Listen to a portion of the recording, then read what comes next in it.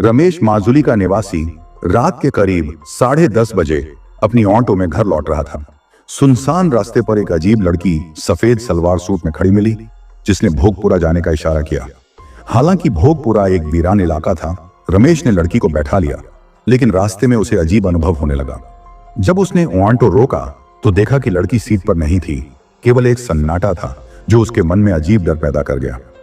तो दोस्तों, कहानी शुरू करने से पहले मुझे आपसे एक छोटी सी रिक्वेस्ट है कि अगर आप लोग मेरे चैनल पर नए हैं तो मेरे चैनल को सब्सक्राइब करें और मेरी वीडियो को लाइक करें। तो चलिए दोस्तों, बिना समय बर्बाद किए कहानी शुरू करते हैं। रात के करीब 10:30 बज रहे थे। मैं रमेश, जो कि माजुली असम का रहने वाला हूं, अपनी ऑटो लेकर घर लौट रहा था।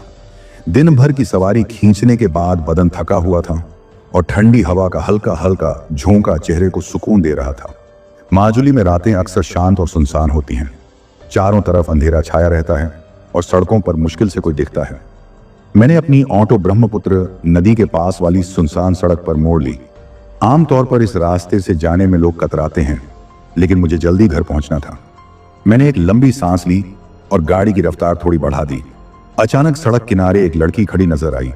वो सफेद सलवार सूट पहने हुए थी और हाथ हिलाकर मुझे रुकने का इशारा कर रही थी। मैंने ऑटो रोककर खिड़की से झांकते हुए पूछा, कहां जाना है? लड़की ने धीमी आवाज में कहा, भोगपुरा। भोगपुरा का नाम सुनते ही मेरी रीढ़ में अजीब सी सिहरन दौड़ गई। भोगपुरा एक छोटा सा इलाका था जो अब लगभग वीरान हो चुका था। वहां कुछ साल पहले एक बड़ा हादसा हुआ था, जिसके बाद लोग वहां जाना पसंद नहीं करते। लेकिन उस लड़की का चेहरा उदास और परेशान सा लग रहा था, इसलिए मैंने हिम्मत जुटाई और उसे बैठने को कहा। लड़की ऑटो में चुपचाप बैठ गई। मैंने उसे पीछे मिरर से देखा। उसका चेहरा सफेद और थका हुआ था, जैसे वो कई दिनों से सोई ना हो। वो लगातार बाहर की तरफ देख रही थी, बिना कुछ बोले। मैंने माहौल को हल्का करने के लिए पूछा, आप इतनी रात को अकेले क्यों जा रही हैं? उसने जवाब दिया, कुछ काम था, जल्दी घर पहुंचना है। मैंने ज्यादा सवाल नहीं किए, लेकिन उसके जवाब में ऐसा कुछ था जो मुझे बेचैन कर रहा था।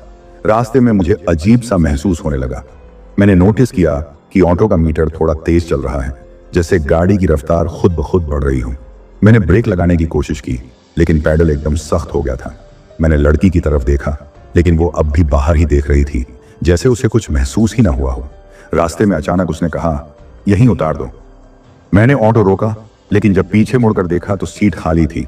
मैंने घबराहट में पीछे की सीट को ध्यान से देखा। सीट खाली थी, लेकिन सीट पर उसके बैठने का हल्का सा निशान अभी दिख रहा था। मेरी सांसें तेज हो गईं। रात के करीब 11 बजे बजने वाले थे और सड़क पर सन्नाटा पसरा हुआ था। हल्की हल्की ठंडी हवा के झोंके मुझे अजीब सी बेचैनी महसूस करा रहे थे। मैंने तुरंत ऑटो स्टार्ट किया और आगे बढ़ा। मेरी आंखें बार बार रियर व्यू मिरर में जा रही थी। वहां अब कोई नहीं था, लेकिन मुझे ऐसा लग रहा था जैसे कोई मुझे पीछे से देख रहा हो। मेरे हाथ कांप रहे थे और मन में अजीब अजीब ख्याल आने लगे। जैसे ही मैंने भोगपुरा के करीब पहुंचा, गाड़ी के चारों तरफ घना कोहरा छा गया।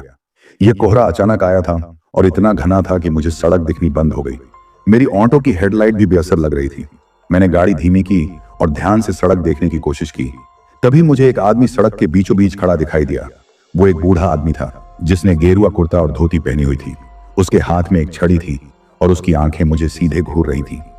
मैंने ऑटो रोकने की कोशिश की, लेकिन ब्रेक फिर से काम नहीं कर रहे थे। ऑटो धीरे धीरे उसकी तरफ बढ़ती जा रही थी। मैं घबरा गया और जोर से चिल्लाया, हट जाइए, हट जाइए। लेकिन वो आदमी वहीं खड़ा रहा। जब ऑटो उसके करीब पहुंची तो मैंने आंखें बंद कर ली, लेकिन कोई टक्कर की आवाज नहीं आई। मैंने धीरे से आंखें खोली और पाया कि वो आदमी गायब हो चुका था। मेरे शरीर से पसीना बह रहा था और मुझे समझ नहीं आ रहा था कि यह सब क्या हो रहा है। भोगपुरा का इलाका पास आ चुका था। वहां चारों तरफ अंधेरा था। कुछ दूर पर एक बड़ा पीपल का पेड़ दिख रहा था, जिसकी शाखाएं एक दूसरे में उलझी हुई थीं। पेड़ के पास से गुजरते हुए मुझे लगा जैसे कोई फुसफुसा रहा हो। मैंने ध्यान से सुना और वो आवाजें मेरी तरफ किसी का नाम पुकार रही थी, रमेश, रमेश। मैंने डर के मारे अपनी ऑटो तेज कर दी, लेकिन जितनी तेज मैं गाड़ी चला रहा था, वो आवाजें उतनी ही तेज होती जा रही थी। ऐसा लग रहा था जैसे कोई मेरे पास बैठा हो और मेरे कान में धीरे धीरे बोल रहा हो। अचानक मुझे अपने पीछे एक लड़की की हंसी सुनाई दी। वो हंसी ठंडी और डरावनी थी। मैंने रियर व्यू मिरर में देखा और वहां वही लड़की बैठी थी जो पहले गायब हो गई थी। उसकी आंखें अब काली और खाली थी और उसके होंठों पर एक अजीब सी मुस्कान थी। मुझे लगा जैसे मेरे शरीर का खून जम गया हो। मैंने डर के मारे फिर से मिरर की तरफ देखने की हिम्मत नहीं की। मेरे हाथ स्टीयरिंग पर जकड़े हुए थे और ऑटो बिना किसी दिशा में जैसे खुद चल रही थी। मेरी धड़कन इतनी तेज हो चुकी थी कि मुझे अपनी सांसों की आवाज भी साफ सुनाई दे रही थी। अचानक वो लड़की बोलने लगी। उसकी आवाज धीमी और सर्द थी। उसने कहा, रमेश, तुमने मुझे छोड़ क्यों दिया था? उसकी बात सुनकर मेरी रीढ़ में ठंडक दौड़ गई।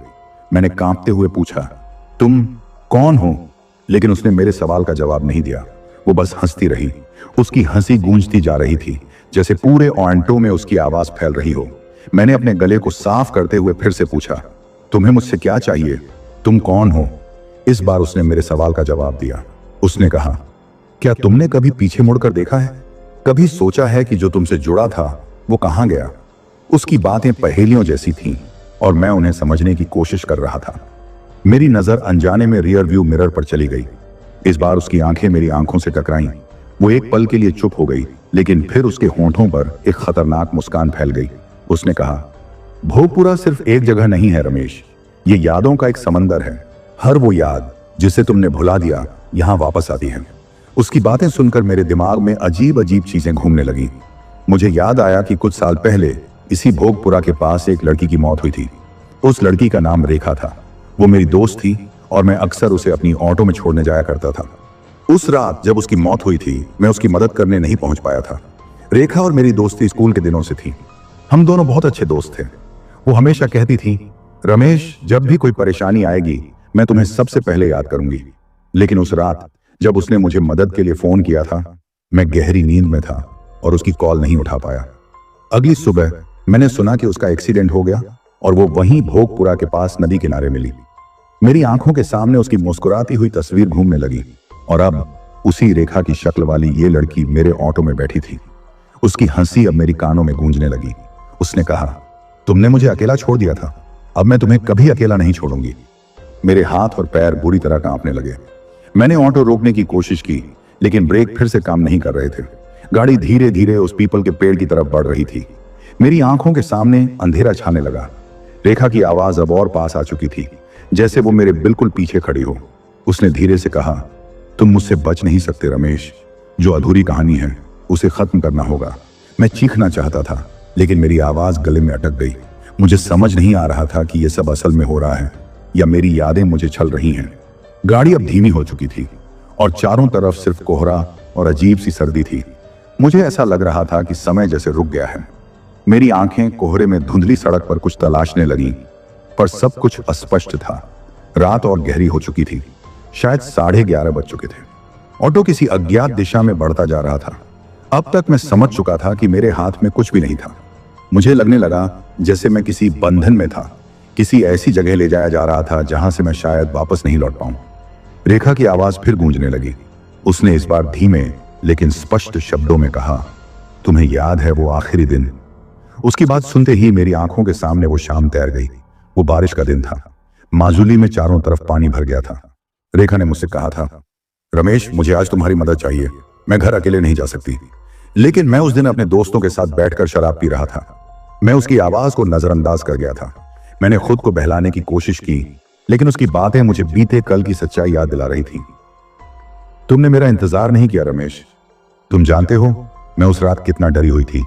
उसकी आवाज अब धीमी नहीं थी, बल्कि गुस्से और दर्द से भरी हुई थी। मैंने हिम्मत जुटाकर कहा, रेखा, मैं माफी चाहता हूं। मुझे नहीं पता था कि ऐसा कुछ होगा। मेरी आवाज थरथरा रही थी, लेकिन उसने मेरी माफी पर ध्यान नहीं दिया। उसने जैसे मेरी बात को अनसुना कर दिया और कहा, क्या तुम जानते हो कि उस रात मेरे साथ क्या हुआ था? उसके शब्दों ने मेरी सांसें रोक दी। उसकी आवाज में कुछ ऐसा था जो मुझे अंदर तक तोड़ रहा था। मैंने सोचा था रमेश आएगा। मैं बार बार तुम्हें फोन करती रही, लेकिन जब मैं अकेले उस रास्ते पर चली तो उसने अपनी बात अधूरी छोड़ दी। मैं उसकी आवाज में छिपे दर्द को महसूस कर सकता था। सड़क पर कोहरा अब और गहरा हो चुका था। मेरे ऑटो के पहिए जैसे किसी कीचड़ में फंस गए थे। मैंने नीचे देखा तो पाया कि ऑटो बिल्कुल स्थिर खड़ा था, लेकिन मैंने उसे रोका नहीं था। मेरी घबराहट अब डर में बदल चुकी थी। मैंने पीछे मुड़कर देखा। रेखा अब मेरी तरफ झुकी हुई थी। उसका चेहरा पहले जैसा नहीं था। उसकी आंखें पूरी तरह काली हो चुकी थी और उसकी मुस्कान और चौड़ी हो गई थी। उसने कहा, तुमने मुझे उस रात अकेला छोड़ा रमेश, अब मैं तुम्हें भी इसी अंधेरे में छोड़ दूंगी। मैंने पूरी ताकत लगाकर ऑटो को स्टार्ट करने की कोशिश की, लेकिन गाड़ी अब मेरी बात मानने को तैयार नहीं थी। रेखा अब मेरे और करीब आ चुकी थी। उसने धीरे से मेरे कंधे पर हाथ रखा। उसका स्पर्श बर्फ जैसा ठंडा था। तभी मुझे महसूस हुआ कि मेरी जेब में रेखा का वही पुराना लॉकेट था जो उसने मुझे स्कूल के दिनों में दिया था। उसने मुझसे कहा था, जब भी तुम्हें मेरी याद आए इसे देखना, मैं हमेशा तुम्हारे साथ हूं। मैंने कांपते हुए हाथ से लॉकेट निकाला और उसकी तरफ बढ़ाया। रेखा की आंखें अब उस लॉकेट पर टिक गईं। उसने इसे देखा और एक पल के लिए चुप हो गई, लेकिन उसकी मुस्कान गायब नहीं हुई। उसने कहा, यादें सिर्फ तुम्हारी नहीं हैं रमेश, ये उन गलियों में भी रहती हैं जहां हम चले थे। मेरे आसपास की हवा अब और ठंडी हो चुकी थी। मुझे महसूस हुआ कि भोगपुरा का अंधेरा सिर्फ बाहर नहीं बल्कि मेरे अंदर भी घुस चुका था। रेखा अब मेरे बिल्कुल करीब थी। उसकी आंखों में वो दर्द था जो मैंने कभी नहीं समझा। मेरी सांस अटक चुकी थी और मुझे ऐसा लग रहा था जैसे मेरे शरीर में किसी ने जान ही नहीं छोड़ी हो। रेखा की आंखों की गहराई में कुछ ऐसा था जो मुझे भीतर तक तोड़ रहा था। उसका चेहरा अजीब सा भाव शून्य था, लेकिन उसकी आंखें जैसे हजार सवाल कर रही थी। चारों तरफ कोहरा और गहरा हो चुका था। ऑटो अब पूरी तरह से बंद हो चुका था। मैंने एक आखिरी कोशिश की स्टार्ट करने की, लेकिन जैसे ही मैंने चाबी घुमाई, मेरे कानों में एक चीख गूंज गई। वो चीख इतनी तेज और कर्कश थी कि मुझे अपने कान ढकने पड़े। ऐसा लगा जैसे वो चीख मेरे अंदर ही गूंज रही हो। रेखा अब मुझसे बस कुछ ही इंच की दूरी पर थी। उसने अपनी आवाज को और धीमा करते हुए कहा, तुम मुझसे क्यों भाग रहे हो रमेश? क्या तुम्हें नहीं लगता कि मेरे सवालों का जवाब देना तुम्हारा फर्ज है? मैंने कांपते हुए कहा, रेखा, मुझे माफ कर दो। मैंने उस रात तुम्हें जानबूझकर नहीं छोड़ा। मुझे नहीं पता था कि तुम्हारे साथ ये सब हो जाएगा। मेरी आवाज टूट चुकी थी। उसने मेरी बात सुनकर धीरे से मुस्कुराया, लेकिन उसकी मुस्कान में अब भी वही डरावनी बात छिपी हुई थी। उसने कहा, माफी सिर्फ शब्दों से नहीं मिलती रमेश। तुमने मेरी पुकार नहीं सुनी थी। अब मैं चाहती हूं कि तुम मेरी हर बात सुनो, हर दर्द महसूस करो। सड़क के किनारे अब अजीब सी परछाइयां चलने लगी थीं। ऐसा लग रहा था जैसे कोई झाड़ियों के पीछे से मुझे देख रहा हो। मैंने उन परछाइयों को ध्यान से देखा और उनमें मुझे इंसानों की आकृतियां दिखने लगी। वो आकृतियां मुझे घूर रही थीं, लेकिन उनकी आंखों में सिर्फ अंधेरा था। रेखा ने मेरी तरफ इशारा करते हुए कहा, तुम्हें पता है रमेश, तुम अकेले नहीं हो। वो सब भी यही हैं, वो सब जिन्हें भी भोगपुरा ने अपने अंदर समा लिया है। मैंने चौंक कर उसकी बात सुनी। उसने अपनी उंगली से उन परछाइयों की ओर इशारा किया। ये सब वही हैं जो मुझसे पहले इस जगह पर खो गए, और अब तुम्हारी बारी है। उसकी आवाज में एक ठंडापन था जो मेरी हड्डियों तक महसूस हो रहा था। मैंने हिम्मत जुटाकर कहा, नहीं, मुझे जाने दो। मैंने जो किया उसके लिए मैं खुद को सजा दूंगा, लेकिन मुझे यहां मत रोको। उसने अपनी गर्दन झुकाकर मेरी ओर देखा और कहा, तुम्हें सजा देने का हक सिर्फ मुझे है रमेश, और वो सजा मैं तय करूंगी। सड़क पर अंधेरा अब और घना हो चुका था। मुझे ऐसा लग रहा था जैसे मेरी सांसें भी धीरे धीरे रुक रही थीं। चारों तरफ से वो परछाइयां मेरे करीब आ रही थीं। उनकी चाल धीमी थी, लेकिन उनके इरादे साफ नजर आ रहे थे। रेखा ने मेरी तरफ झुकते हुए कहा, क्या तुम्हें पता है डर का असली मतलब क्या होता है? डर वो नहीं जो तुमने सुना या देखा है। डर वो है जो तुम्हारे अंदर हमेशा जिंदा रहता है, और अब तुम्हें इसे महसूस करना होगा। उसकी बात खत्म होते ही अचानक मेरी ऑटो का इंजन खुद ब खुद चालू हो गया, लेकिन इस बार मैं स्टीयरिंग पर नहीं था। ऑटो खुद ब खुद तेजी से आगे बढ़ने लगी। मैं चीखने लगा, लेकिन मेरी आवाज जैसे सुनने वाला कोई नहीं था। रेखा अब भी मेरे सामने थी। उसकी आंखों में वही सूनापन और अजीब सी चमक थी। ऑटो अब अजीब तरह से हिचकोले खा रही थी, जैसे वो किसी अनजान रास्ते पर दौड़ रही हो। मैंने अपने पूरे जोर से ब्रेक पर पैर रखा, लेकिन कुछ भी काम नहीं कर रहा था। चारों ओर का कोहरा और गाढ़ा होता जा रहा था, और हवा की सर्दी हड्डियों को चीरने लगी थी। रात के करीब 12 बज चुके थे। मुझे महसूस हो रहा था कि समय मेरे हाथों से निकल चुका है। रेखा ने एक बार फिर मेरी तरफ झुकते हुए कहा, रमेश, ये वही रास्ता है जहां मैंने आखिरी बार तुम्हें पुकारा था। तुम्हें याद है? उसकी आवाज में न सिर्फ गुस्सा था, बल्कि एक दर्द भी छुपा हुआ था। मुझे कुछ जवाब देना चाहिए था, लेकिन मेरे शब्द जैसे गले में अटक गए थे। उसने अपनी उंगलियों से ऑटो की खिड़की पर खरोंचें डालनी शुरू कर दी। उसकी उंगलियों की आवाज इतनी तीखी थी कि मेरी रीढ़ की हड्डी तक सिहर उठी। उसने कहा, तुमने सोचा था भाग जाओगे, लेकिन मैं यहां हूं रमेश, और तुम्हें वहां लेकर जाऊंगी जहां से तुमने मुझे छोड़ा था। मेरा मन अतीत की ओर खींचने लगा। मुझे वो दिन याद आया जब मैंने रेखा को अपने ऑटो में छोड़ा था। माजुली में बारिश हो रही थी और सड़कों पर पानी जमा था। मैंने उसे भोगपुरा की ओर छोड़ते हुए कहा था, तुम जल्दी घर पहुंच जाना, रास्ता सुनसान है। उसने जवाब में बस इतना कहा था, मैं हमेशा तुम्हारे भरोसे रहती हूं। लेकिन वो भरोसा उस रात टूट गया था। उसने मुझसे पूछा, क्या तुम्हें पता है उस रात मेरे साथ क्या हुआ? उसकी आवाज में एक सर्दपन था। मैं कांपते हुए बोला, रेखा, मुझे नहीं पता। मैंने वो रात कभी भुलाने की कोशिश भी नहीं की। मैं जानता हूं, मैं गलत था। उसने मेरी आंखों में गहरी नजरों से देखा। तुमने उस रात सिर्फ मुझे नहीं छोड़ा रमेश, तुमने मेरी आत्मा को भी अकेला छोड़ दिया। मैं उसी रात मरी थी, लेकिन मेरा दर्द अब तक जिंदा है और आज तुम इसे महसूस करोगे। सड़क के किनारे अजीब अजीब सी परछाइयां उभरने लगी। हर परछाई अलग थी, जैसे अलग अलग कहानियां कह रही हूं। उनमें कुछ बच्चे थे, कुछ बूढ़े लोग और कुछ औरतें, लेकिन उनकी आंखें खाली और ठंडी थी। मैंने उनसे नजरें चुराने की कोशिश की, लेकिन ऐसा लगा जैसे वो सब मुझे घूर रहे हों। रेखा ने कहा, ये सब वही लोग हैं जिन्हें इस जगह ने निगल लिया है और अब तुम भी इस कहानी का हिस्सा बनने जा रहे हो। उसकी बात सुनते ही मैंने महसूस किया कि मेरा शरीर अब सुन्न हो रहा था। मेरे हाथ स्टीयरिंग पर जमे हुए थे, लेकिन उनमें कोई ताकत नहीं बची थी। तभी ऑटो एक झटके से रुक गई। मैंने अपनी आंखें बंद कर ली, क्योंकि मुझे नहीं पता था कि आगे क्या होने वाला है। लेकिन जब मैंने धीरे धीरे अपनी आंखें खोली तो पाया कि मैं भोगपुरा के उस पुराने मोड़ पर खड़ा था, जहां से वो सड़क जंगल के अंदर जाती थी। रेखा अब मेरे ठीक सामने खड़ी थी। उसका चेहरा अब और भी ज्यादा सफेद हो चुका था, जैसे वो किसी दूसरी दुनिया की हो। उसने मेरी तरफ इशारा करते हुए कहा, आओ रमेश, तुम्हें यह सब समझना होगा। यहां हर कदम पर, हर पेड़ के नीचे, हर झाड़ी के पीछे एक कहानी है और तुम्हारी कहानी अब यहीं खत्म होगी। उसके शब्दों से मेरी आत्मा कांप गई। मुझे समझ नहीं आ रहा था कि यह सच में हो रहा है या मैं किसी भयानक सपना देख रहा हूं। सड़क के दोनों ओर के पेड़ों की शाखाएं अजीब तरह से हिल रही थीं, जैसे वो मुझे रोकने की कोशिश कर रही हूं। हवा अब तेज हो चुकी थी और उसमें अजीब सी गंध थी।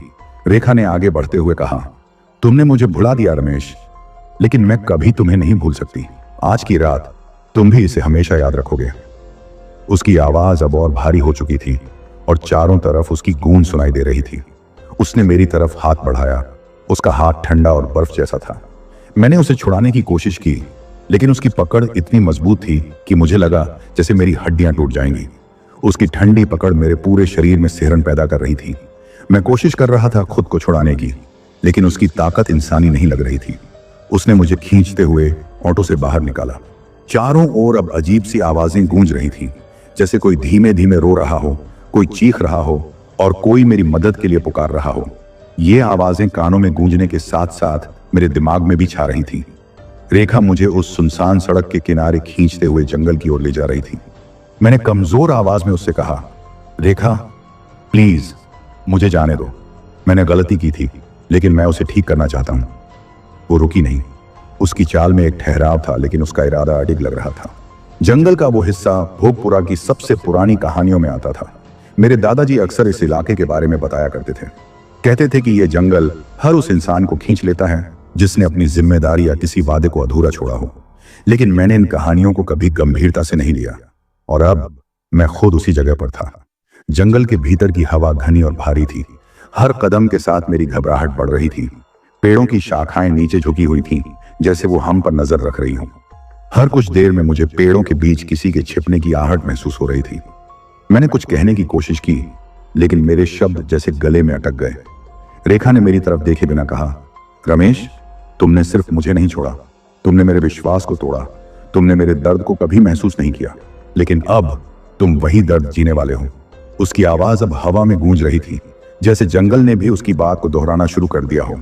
तभी मैंने अपने चारों ओर हलचल महसूस की।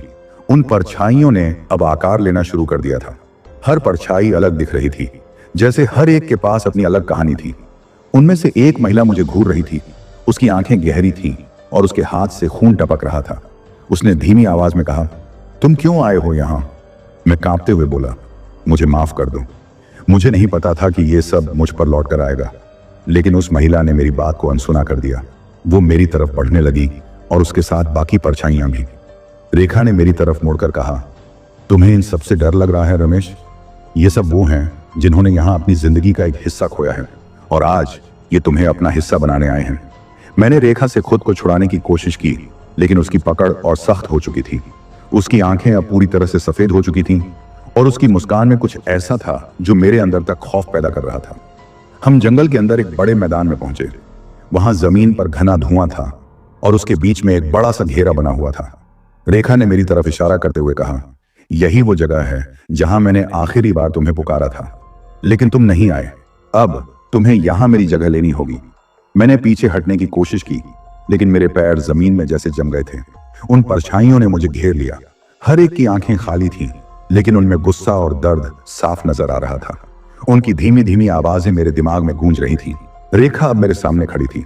उसने धीरे से कहा, तुम्हें पता है रमेश, यादें कभी मिटती नहीं, वो हमेशा पीछा करती हैं, और आज तुम्हारी बारी है इन्हें जीने की। उसकी बात खत्म होते ही वो परछाइयां मुझ पर झुकने लगी। उनकी ठंडी उंगलियां मेरी त्वचा को छू रही थी और मुझे ऐसा लग रहा था जैसे मेरा दम घुटने वाला हो। मेरे चारों ओर अब सिर्फ अंधेरा था। उन परछाइयों की उंगलियां जैसे मेरी आत्मा को चीर रही थी। मेरी चीख गले में ही दब गई थी और मेरा पूरा शरीर बेजान महसूस हो रहा था। रेखा अब भी मेरे सामने खड़ी थी, लेकिन उसकी आंखों में अब सिर्फ गहरी सफेदी बची थी। उसने अपनी गर्दन को एक तरफ झुकाकर कहा, रमेश, तुम्हें याद है वो वादा जो तुमने मुझसे किया था? मैं हमेशा तुम्हारे साथ रहूंगा। तुम्हें कुछ भी हो, मैं सबसे पहले तुम्हारे पास पहुंचूंगा। क्या यही तुम्हारी हमेशा रहने वाली दोस्ती थी? उसकी बातें मेरी यादों को कुरेदने लगी। मैं अपने अंदर के उस दर्द को महसूस करने लगा जिसे मैं इतने सालों से दबाने की कोशिश कर रहा था। मेरी आंखों के सामने वो दिन घूमने लगे जब हम स्कूल के बाद घंटों तक नदी किनारे बैठा करते थे। रेखा हंसती थी, कहती थी, रमेश, अगर कभी मैं मुसीबत में रहूं तो तुम जरूर आओगे ना? और मैं हमेशा मुस्कुराकर जवाब देता था, रेखा, तुमसे पहले तुम्हारी मुसीबत के पास पहुंच जाऊंगा। लेकिन उस रात मैं कहीं और व्यस्त था। फोन की घंटी बजी, लेकिन मैंने उसे अनदेखा कर दिया। और अब रेखा की आवाज जैसे मेरे दिमाग में गूंज रही थी, तुम नहीं आए रमेश, तुमने मुझे अकेला छोड़ दिया, और देखो मैं आज भी यही हूं। जंगल की वो सर्द हवा अब मेरी हड्डियों में बसने लगी थी। मैं उन परछाइयों के बीच खुद को घिरा हुआ महसूस कर रहा था। वो परछाइयां इंसान की तरह दिखती थीं, लेकिन उनमें जीवन जैसा कुछ नहीं था। उनमें से एक बूढ़ा आदमी धीरे धीरे मेरी तरफ आया। उसने अपनी काली खोखली आंखों से मेरी ओर देखा और कहा, तुम भी एक वादा तोड़ने वाले हो। यहां हर कोई उसी दर्द को जी रहा है, तुम अब अलग नहीं हो। रेखा ने उस बूढ़े आदमी की तरफ इशारा करते हुए कहा, यह वही है जिसने अपनी बेटी से वादा किया था कि वो उसे बचाएगा, लेकिन उस दिन वो कहीं और था, और आज उसकी बेटी की चीखें इसे हर रात सताती हैं। उन परछाइयों की कहानियां जैसे हवा में गूंजने लगी। हर एक ने किसी न किसी को धोखा दिया था, किसी का भरोसा तोड़ा था, और अब वो सब इस जंगल का हिस्सा बन गए थे। मैंने कांपते हुए रेखा से कहा, प्लीज मुझे एक मौका दो, मैं सब कुछ सही कर दूंगा, मैं हर गलती का प्रायश्चित करूंगा। लेकिन रेखा हंसी।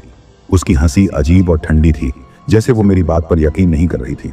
उसने कहा, तुम ये प्रायश्चित यहीं करोगे रमेश, यही तुम्हारी सजा है, यही तुम्हारा अंतहीन सफर है। उसने अपना हाथ मेरी ओर बढ़ाया।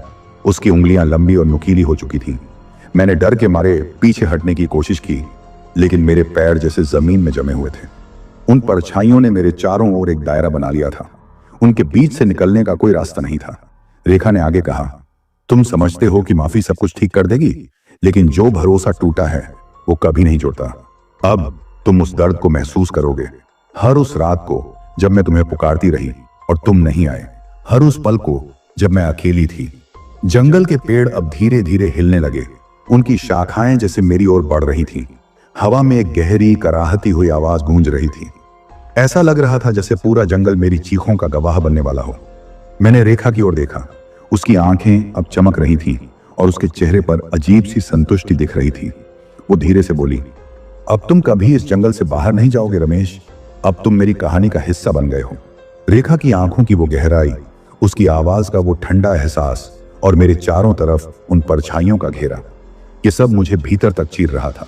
मैंने अपनी पूरी हिम्मत जुटाई और एक आखिरी बार उसे कहा, रेखा, मैं जानता हूं कि मैंने गलती की, मैं जानता हूं कि मैं तुम्हारी मदद नहीं कर पाया, लेकिन अगर मेरे पास एक मौका और होता तो मैं तुम्हारे साथ होता।